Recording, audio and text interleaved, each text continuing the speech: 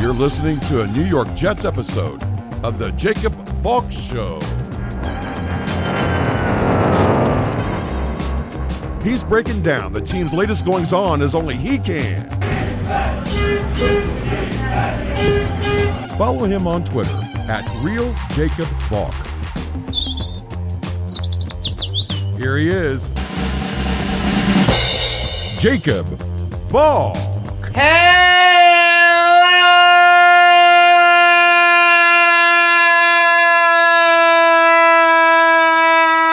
Hello, Jets fans. Welcome to another New York Jets episode of the Jacob Valk Show. I am the Jacob Valk, and you're not. It was supposed to be different. You get rid of the big bad wolf in Gase. You bring in his exact opposite in Robert Saleh. He comes in saying all the right things. We're going to install the Shanahan offense. And whatever quarterback we roll with, whether it's Darnold or someone else, we'll show some fight. It's going to be all gas, no brake from here on out. The Jets take the second best quarterback in the draft. They invested heavily in him. Drafting Becton last year. Signing Morgan Moses. Signing Corey Davis. Trading up for Elijah Vera Tucker. You were supposed to see progress. You were supposed to see an offense that offered you hope. It's really tough to look at this Jets team through 3 games and find any sort of optimism. Mike LaFleur looks inept.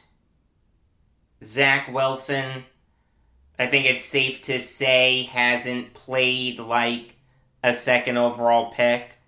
I'm not calling him a bust, but let's be honest, he should be performing better than this. This guy completed just 19 of 35 passes for 160 yards and 2 picks. I can't get on him too much for the picks. They were in the fourth quarter when Wilson was trying to make something happen. But he's got to do better than 19 for 35 for 160 yards. Look, we all wanted him to be more boring. We all wanted him to not force it.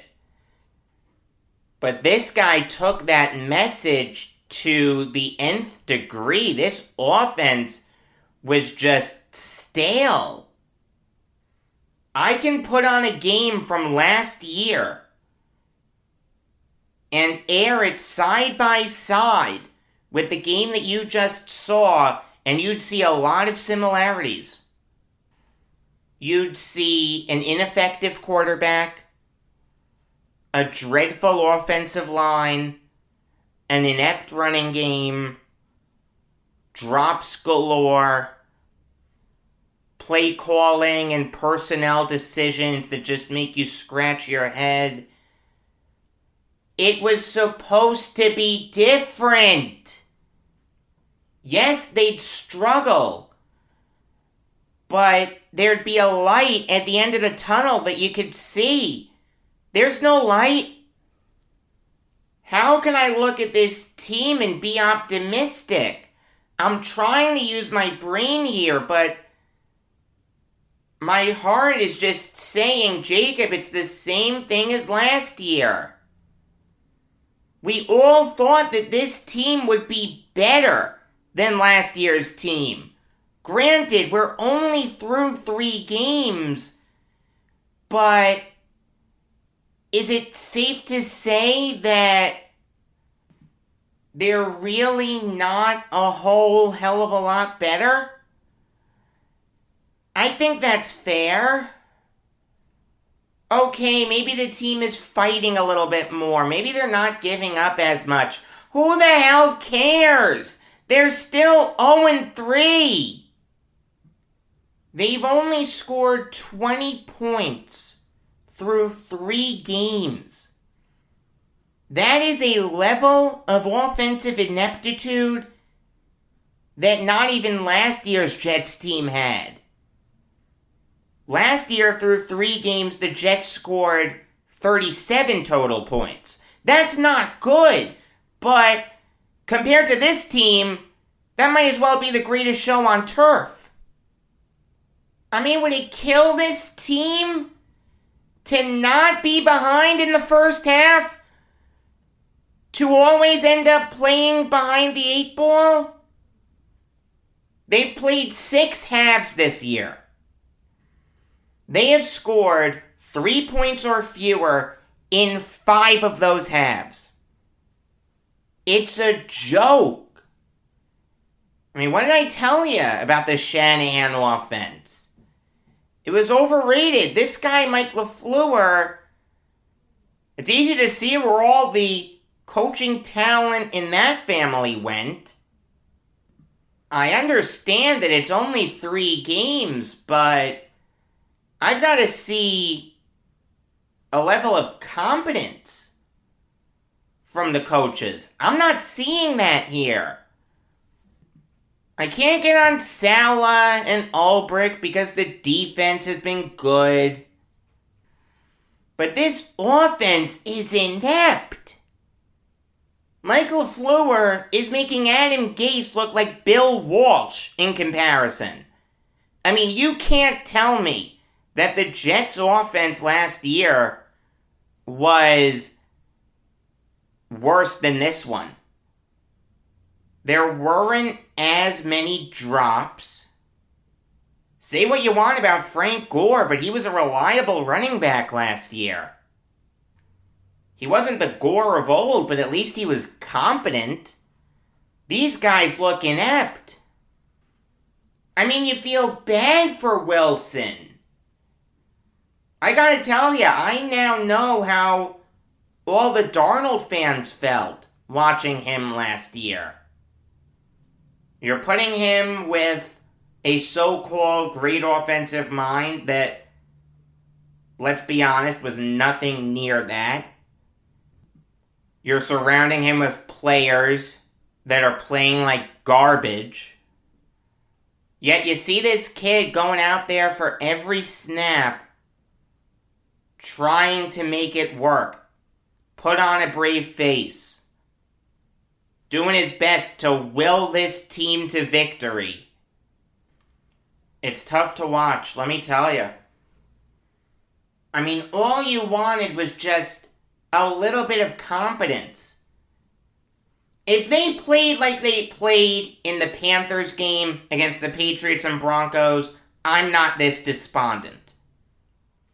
But not for nothing, that loss to their former franchise quarterback through 3 games is the high watermark of this season. It doesn't get much worse than that. The Jets are an embarrassment. Not just to football, but to the state. I'd kill to be a Giants fan right about now. Oh, but Jacob, they're 0-3 too. What are you talking about? At least they're competitive. Back-to-back games they lost on last-second field goals. At least they're competitive. At least their games aren't over in the first half. You have no idea how much I wanted to turn this game off at halftime. Look, I like doing these instant recaps, and I'm going to keep doing them, I promise. But, to be honest with you, they've become a burden rather than an enjoyable experience. Now, if the Jets were good, or competent, whatever word you want to use, this would be enjoyable. But because they look so inept, it's hell. It was hell last year. You ran out of stuff to say about them. It's shaping up to be just as bad this year. I mean, next week they've got the freaking Titans. They're going to get creamed. They're going to start the season 0-4. For the third straight season, they've started 0-3. They have never done that before. They have allowed at least 4 sacks in every game to start the season. That has only happened 3 times in Jets history. 1987, which was a strike year, and 2019, when Darnold and Simeon got hurt, so you saw Luke Valk against the New England Patriots. You also saw him a little bit against the Browns on Monday Night Football. You've got to dig deep into the archives to perfectly illustrate how bad this Jets team is. It's easy to say that this is a rookie quarterback and it's going to take time. And there's no question that the other rookies did not play well. You look at what the 3 other rookies that started did today. Trevor Lawrence turned the ball over 4 times. Mac Jones threw 3 interceptions. And Justin Fields was just 6 for 20 for 68 yards. He was sacked 9 times. But you can't let Wilson keep going down this road. At some point, the excuses run out, and he's got to show that he can be a good quarterback in this league. I'm not saying that 3 games is that threshold, but we've got to see it sooner rather than later. Because realize, it's looking like the Jets are going to have another high pick. The Cardinals did this with Josh Rosen and Kyler Murray. They cut their losses on Rosen early because they were in position to take Kyler Murray. And you know what? The Cardinals are 3-0 right now. Kyler Murray looks like one of the best quarterbacks in the NFL. We're not at the point where we need to start talking about new quarterbacks yet, but if Wilson keeps this up, that is a conversation that we may have. Especially if Joe Douglas is fired. Not for nothing, but the only connection between the Jets of last year and the Jets of this year is Douglas. And if you'll remember, I thought that Douglas was the seminal reason that the Jets went 2-14. So if this Jets team bottoms out and only wins like 4 games, does Douglas stay in his 2 years running the ship by himself? He's only had 6 wins in that case. Can Douglas survive another terrible season? I'll say this. Someone needs to get into his ear, whether it's Woody Johnson, Chris Johnson, or Jaime Elhai, and say you've got to be more aggressive in adding talent. Do more than sign just 2 marquee free agents. If you have the cap space to sign 3, 4, 5, etc., go out there and do it. And if you can't convince these guys to sign here, that's a bad look for you. Not for nothing, but Part of being a GM is being a salesman. It's going to a player or a general manager and convincing him to play ball with you. So far, Douglas really hasn't done that. Sure, he's done a good job of trading players. The Leonard Williams trade was praised at the time. The Jamal Adams trade looks really good for the Jets. I loved the Sam Darnold trade, but at the end of the day, that's not enough. It's one thing to get rid of guys. It's another thing to bring these guys in that can help you win football games. And right now, Corey Davis, the marquee offensive free agent signing, looks like a major disappointment. His drops are just brutal. Not for nothing, but these balls that are going through his hands are balls that a number one wide receiver should catch. Corey Davis was brought in to be a number one wide receiver. He is being paid like a number one wide receiver, and he is not performing to that level. And this offensive line guru that Douglas was sold to us as has done a terrible job of this offensive line. Wilson's been sacked at least 4 times in all 3 games. Greg Van Roten's a turnstile. Connor McGovern doesn't look that good. Elijah Vera Tucker had an asinine penalty. Morgan Moses didn't look that great. These are all guys that Douglas brought in, and they're failing. No one was expecting this team to make the playoffs, but you've got to show some improvement. Through 3 games, the Jets haven't. And what's the only big piece that didn't change from last year to this year? The GM. I'm not too crazy about Mike LaFleur either. But not for nothing, I can blame Douglas for that.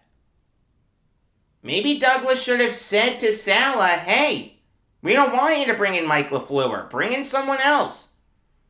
Bring in Mike McDaniel. And if Saleh said no, pivot. Hire Eric Bieniemy. Hire a guy like Brian Daboll. Bring in a true offensive guru, not someone who looks almost as bad as Dowell Loggins did last year in Mike LaFleur. The Shanahan offense. The most overrated thing in the NFL. The Shanahans are the most overrated family in the NFL. You want to ruin Washington? That's fine. You want to ruin the Falcons? That's fine. You want to ruin the Niners? That's fine. But when you ruin the Jets, I have a problem with that. It's impossible to look at Mike LaFleur and not think that he's going to go the way of John Morton or Jeremy Bates. Another one-and-done offensive coordinator. I still like Zach Wilson. I really think that he's the guy. But it's impossible to be optimistic about that assertion through 3 weeks. Next week you will get a New York Jets recap. But it's going to be done on Monday morning. I'm going to go to the Yankees game on October 3rd. Their last regular season game of the year. So what I'll do is I'll record the game and I'll give you a recap that way, but just based on timing, I'll have to give it to you on Monday morning. You'll get a New York Yankees show tomorrow night, and a week after that, regular episodes of the Jacob Valk Show come your way every weekday afternoon Until next time, I'm Jacob Valk, and always remember, if you disagree with me, you're wrong.